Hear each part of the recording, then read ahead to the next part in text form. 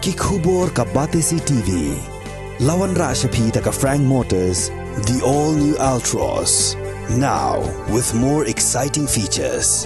Ka any ride, ka app ban book taxi bat bike, ban pensuk ya ka let kawan katkum ka jingdon kam jongpi, namar bangi nyokor ya ka por jongpi.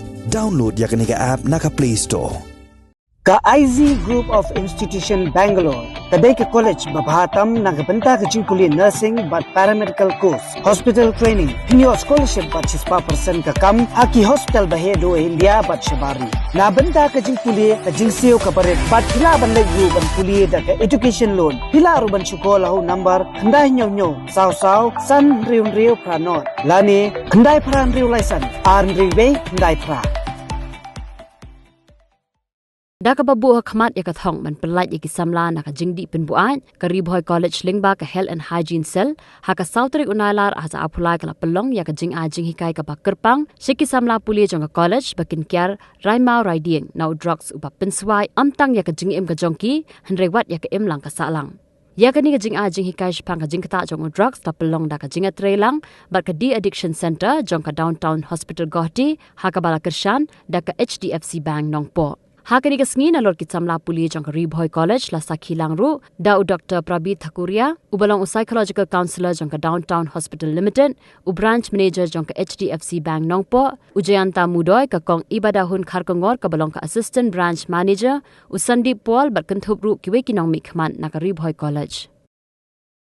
This program is very relevant in today's times, and I believe that the interactive section that we will be having with the very erudite, famous consultant psychiatrist from Downtown Hospital with him, and whatever doubts, whatever problems you face, you can readily interact with the doctor and get enough advice and solutions to whatever problems that you face.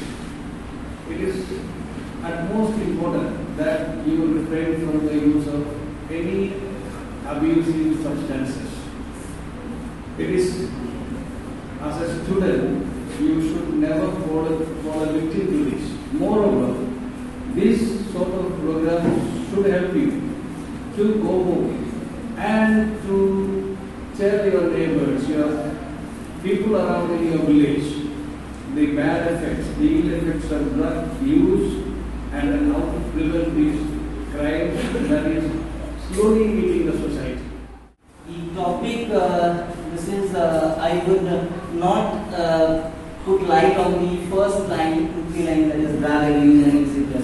But when it comes to stress management, I think we suffer a lot, to be very frank, because in a financial organization, this is very relevant.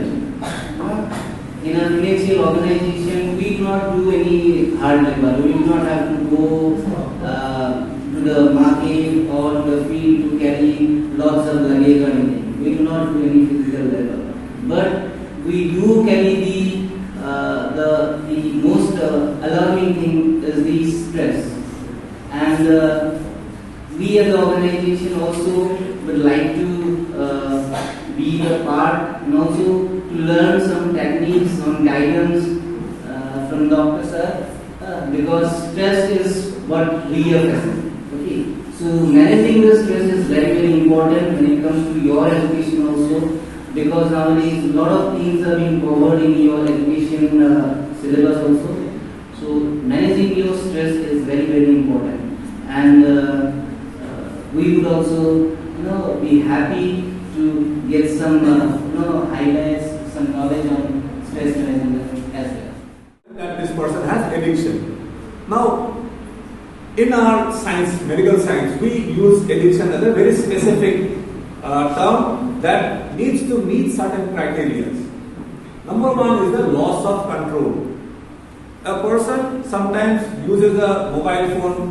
When you use a mobile phone, you start to use the mobile phone, say maybe you'll be thinking that I'll be using it for half an hour or 1 hour. But when you pick the mobile phone, it's already 2 hours or 2.5 hours gone. Right? So you thought of using it for some period of time, ultimately ended up using longer period of time. That is, your control is gone. Okay? So this is the lack of control. This is one example of lack of control. A person who drinks alcohol, who is addicted, will always think that next day I will not drink, or I will drink lesser quantity. But then ultimately they fail. So this is what we call as loss of control. At the same time, there is craving. What craving means? Craving means that you seek for that substance or that behavior to do it again so that it gives you some pleasure. The second criteria it needs to feel is that salience. Now, when you are all a student, you do multiple things in the whole day, right? You come to college, before coming to college, maybe you do some work at your home, cook food, take care of your household things, come to college, study, play, make friends, enjoy, gossip, go home, then study, do your homework, then so many other things you do, and look, you watch TV, maybe you have some time with your friends or family members to socialize, right? You take part in social activities. So these are all things that every individual does. What happens when there is addiction, what we have seen is that that person remains most of the time in and around that addictive behavior. Say suppose someone takes alcohol, the person will wake up in the morning and wait till the shop is open. Once the shop is open, he will go to the shop, buy the liquor. And once they get the liquor, they drink it, then under the influence of the liquor, they remain somewhat relaxed, calm down for some time. Then there is withdrawal of the liquor, then there is restlessness, again take the alcohol, again calm down, then that thing continues till the night. So you see that from the morning till night, this behavior is only what is continuing.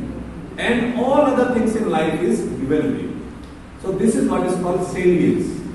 So when you look at behavior addiction, say when you are watching a mobile phone for too long, we have cases where people use mobile phone for 12 hours, 14 hours, 16 hours in front of the screen, either mobile or laptop or desktop, 14 hours, 16 hours. Now imagine what this individual will do if they spend 16 hours out of 24 hours of the day in front of a screen. All other things are gone. So this ultimately leads to loss of multiple things, and that ultimately will come back to that person. So this salience is a very important criteria in addiction, and that also causes lots of different losses to that individual. Then comes the relapsing and recurrent course of the addiction. You remember that addiction is a chronic illness. It's a non-curable illness. You can't cure it, like hypertension, diabetes. You can't cure it. So this individual will always try to control the substance for some time or the behavior for some time, take treatment, but again the illness will recur. Because it's a recurrent and relapsing, it will always come back again and again. And there will be some symptoms of withdrawal. If the person do not take the substance, maybe opioid or alcohol, there will be seeing convulsions. Before that, you will be seeing tremor. A person who smokes or take gudka, once they have not taken it for some time, they will feel restless, they will feel fidgety, they will somehow feel like going out and take the substance again. So these are all withdrawal symptoms, very subtle withdrawal symptoms. Once you are not in the mobile, you will be just looking at what is coming, what is coming, what is coming. Am I getting any update? Am I getting any update? So this is a withdrawal, this is a behavioral withdrawal you are having.